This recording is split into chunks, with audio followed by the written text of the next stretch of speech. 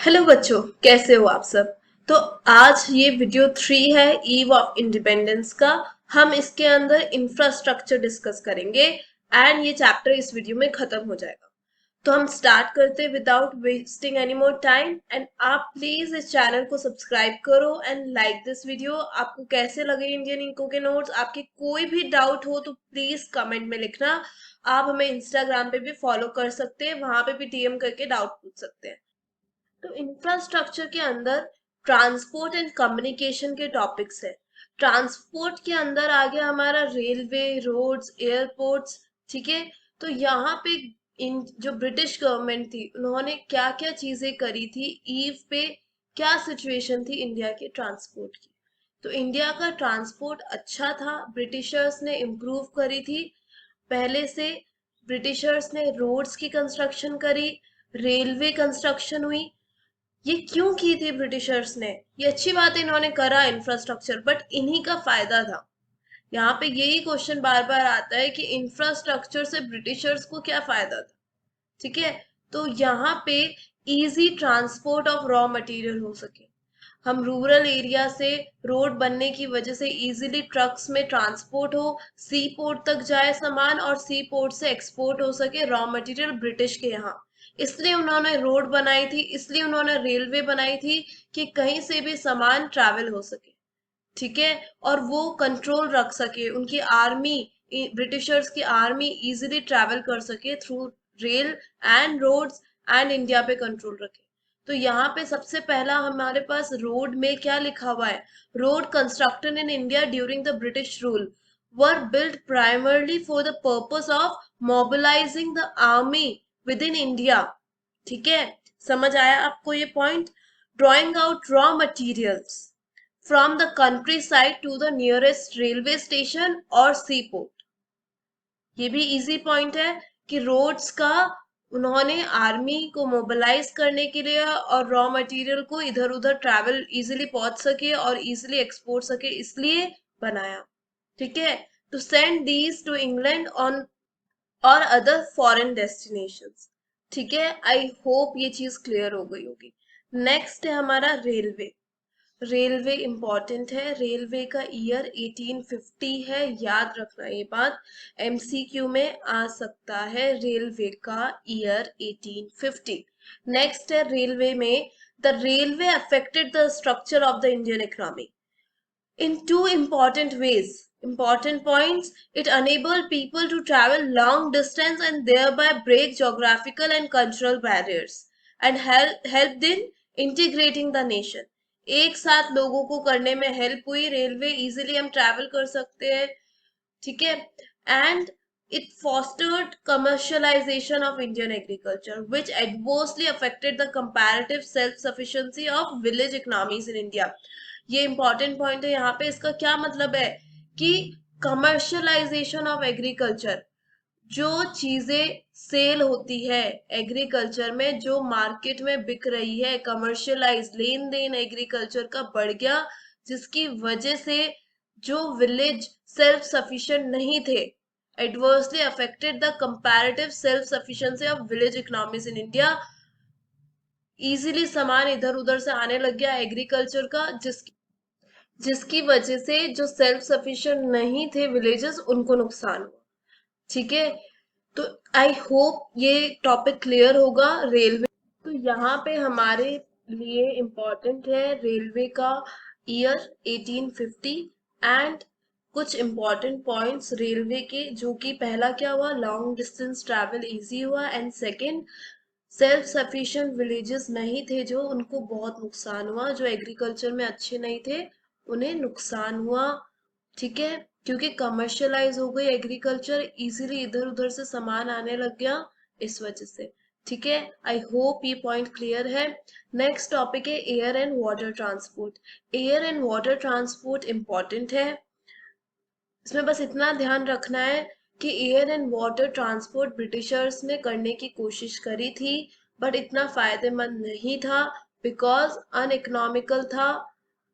जितना फायदा रेलवे से था उतना यहाँ से नहीं हो पाया, जिसकी वजह से यहाँ पे अबेंडन हुई चीजें, दैट इज एक coast canal on the Orissa coast government ने ह्यूज अमाउंट किया था उसको कंस्ट्रक्ट करने में, बनाया था वाटरवे ताकि इजीली ट्रैवल हो सके सामान पानी के थ्रू, बट फायदा नहीं हुआ उसका, महंगा भी पड़ने लग गया, अनइकोनॉमिकल भी था, और रेलवे से इजीली ट्रांसपोर्ट हो रहा था इस वजह से।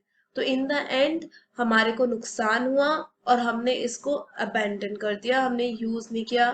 ठीक है, आई होप ये चीज भी क्लियर होगी। इसमें कुछ इतना ज्यादा इंपॉर्टेंट नहीं है, बट हाँ इतना इंपॉर्टेंट है कि अनइकोनॉमिकल था कोस्ट कनाल, उड़ीसा कोस्ट में गवर्नमेंट ने कंस्ट्रक्ट किया था, ये याद रखना है। ठीक है, नेक्स्ट है यहाँ पे हमारा कम्युनिकेशन।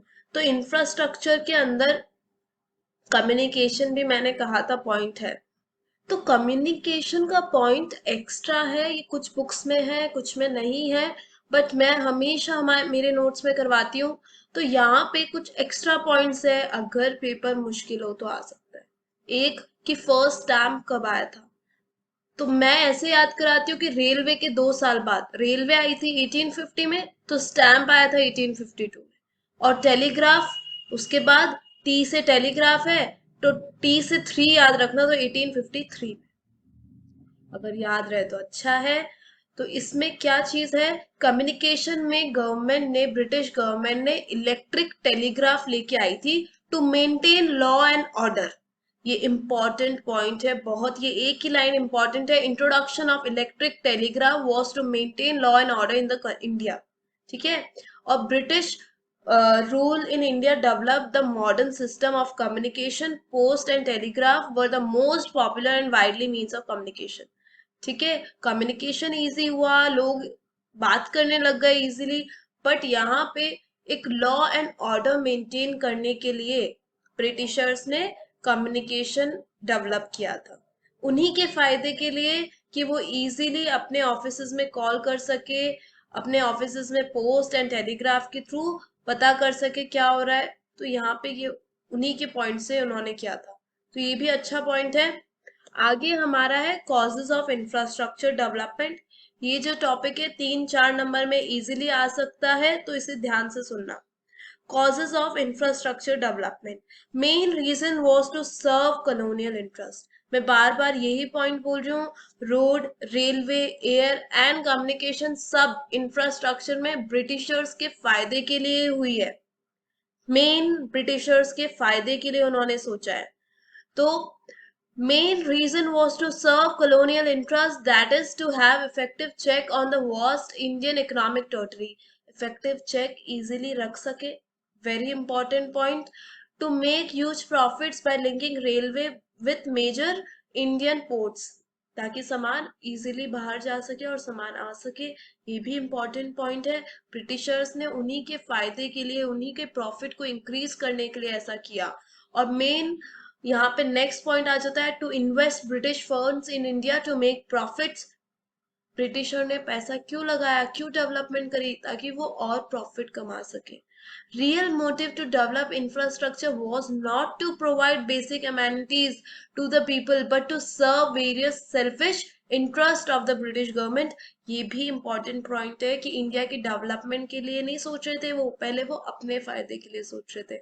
तो यहाँ पे ये क्वेश्चन बहुत इंपॉर्टेंट है, बहुत ज्यादा इंपॉर्टेंट, हाईली रिकमेंड क्वेश्चन है, इसको जरूर याद कर लेना कि इंफ्रास्ट्रक्चर्स की वजह से ब्रिटिशर में कॉलोनियल इंटरेस्ट को ही इंक्रीज करने के लिए था ये।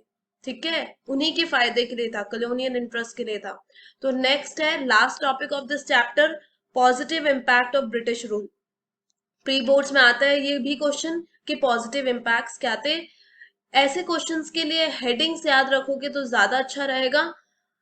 तो यहाँ पे positive impact of British rule in India, पहली चीज कुछ पॉजिटिव तो देखना ही पड़ेगा, क्या पॉजिटिव इम्पैक्ट थे, और आ भी सकता है क्वेश्चन इजीली, डायरेक्ट क्वेश्चन है, positive impact of British rule in India क्या क्या थे। ठीक है, या name any one positive impact, कुछ भी कैसे भी क्वेश्चन पूछ सकते हैं। तो यहाँ पे हेडिंग याद रखनी है, पहला पॉइंट। तो पहला पॉइंट क्या हो गया, commercialisation of agriculture. Agriculture commercialise हुआ, लोग एग्रीकल्चर में लेन देन करने लग गए।